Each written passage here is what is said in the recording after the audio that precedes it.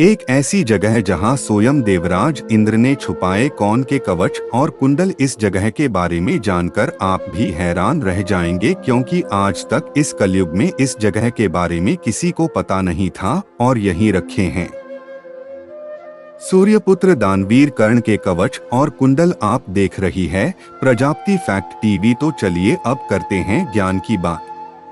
Video में आगे बढ़ने से पहले चैनल को सब्सक्राइब करें और दबाएं ताकि ऐसी ही खास लेटेस्ट अपडेट वीडियोस आपको जानने और सुनने को मिलते रहे। धर्म और अधर्म की लड़ाई महाभारत, जहां कुछ ऐसे शक्तिशाली योद्धा भी थे जो पांडवों को अकेले ही हराने का सामर्थ्य रखते थे, और उन्हीं महान योद्धाओं में से एक योद्धा सूर्यपुत्र कर्ण भी था। लेकिन श्री कृष्ण की लीलाओं ने पांडवों को महाभारत का युद्ध हारने नहीं दिया। अपने साथ हुए अन्याय के कारण ही कौरवों की तरफ से युद्ध लड़े थे। कौरवों की तरफ से युद्ध लड़ने के बावजूद भी कांड को आदर भाव से देखा जाता है। हम सब यह जानते हैं कि कौन का जन्म दिव्या कवच और कुंडल के साथ हुआ था। ये कवच और कुंडल इतने शक्तिशाली थे कि इनको बेहद पाना किसी भी अस्त्र शस्त्र की बात नहीं। महाभारत में कौरवों का पड़ला भारी था, क्योंकि कौरवों के साथ साथ कई सारे महान योद्धा थे, जैसे भीष्म पितामह, गुरु द्रोणाचार्य, अश्वत्थामा। आज के युग में हम ये जानना चाहते हैं कि आखिर कारण का कवच और कुंडल कहाँ है। लेकिन उससे पहले ये जानना जरूरी है कि आखिर वो कवच और कुंडल इतने शक्तिशाली क्यों थे। आखिर वो किस धातु से बने थे और उनके अंदर कौन सी शक्ति समाहित थी। वेदव्यास की महाभारत में इसका वर्णन मिलता है। आदि पर्व के 112 अध्याय में एक कथा आती है, जिसके कारण हमें कर्ण के कवच और कुंडल के साथ जन्म लेने के उसके निश्चित कारण को भी समझाया गया है। दरअसल ये कवच और कुंडल अमृत से बने हुए थे। कहा जाता है कि ये इतने शक्तिशाली थे कि स्वयं भगवान कृष्ण के सुदर्शन चक्र और साथ ही भगवान शिव के त्रिशूल से भी नष्ट नहीं हो सकते थे। उदाहरण के तौर पर आपको बता दें कि जब समुद्र मंथन हुआ था, उस समय राहु ने अमृत का सेवन कर लिया था। उसके बाद भगवान श्री कृष्ण ने उसके अंगों को अपने सुदर्शन चक्र से काटा, लेकिन वह 2 भागों में विभाजित हो गया। ऐसे में राहुल मरा नहीं, बल्कि 2 भागों में विभाजित होकर राहु और केतु बन गया, और उन्हीं अमृत से इन्हीं कवच और कुंडलों का निर्माण हुआ था।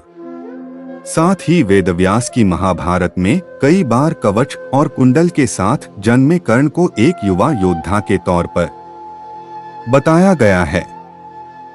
अब इसके पीछे भी एक गहरी साइंस है। कुंडल कांड को इतनी ऊर्जा प्रदान करते थे कि कारण हमेशा एक युवा की तरह जोर से भरा रहता था। उनकी रफ्तार भी हमेशा तेज रहती थी और वो एकदम चौकन्ने से रहती थी। वहीं उनका कवच अभेद्य था, जिसे कोई भी नहीं भेज सकता था।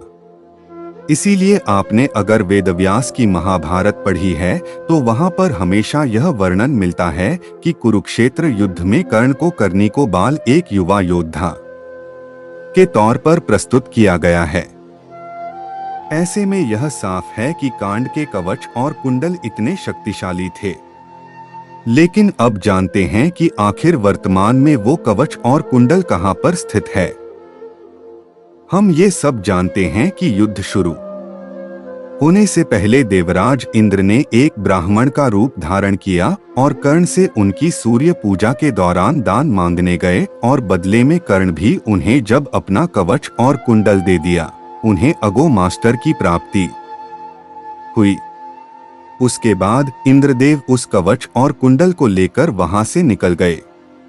कहा जाता है, साथ ही हमारे पुराण में वर्णित है और यहाँ तक कि महाभारत ग्रंथ में भी मौजूद है कि इंद्रदेव जब कवच और कुंडल लेकर अपने रथ से स्वर्ग की तरफ प्रस्थान कर रहे थे, उसी समय वहां एक आकाशवाणी हुई जिसमें देवराज इंद्र को कहा गया कि आपने बहुत बड़ा पाप किया है, इसीलिए अब आप स्वर्ग में प्रवेश नहीं कर सकते जब तक आपके पास यह कवच और कुंडल रहेंगे।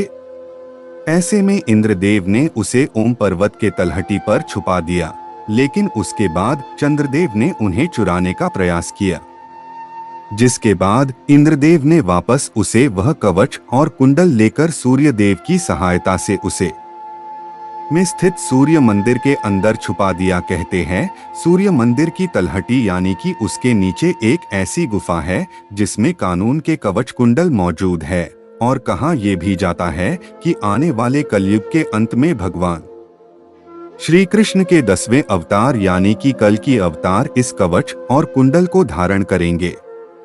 आप ही का विचार है कमेंट बॉक्स में जरूर बताएं। वीडियो अगर आपको अच्छी लगी है तो लाइक करें, चैनल को सब्सक्राइब करें।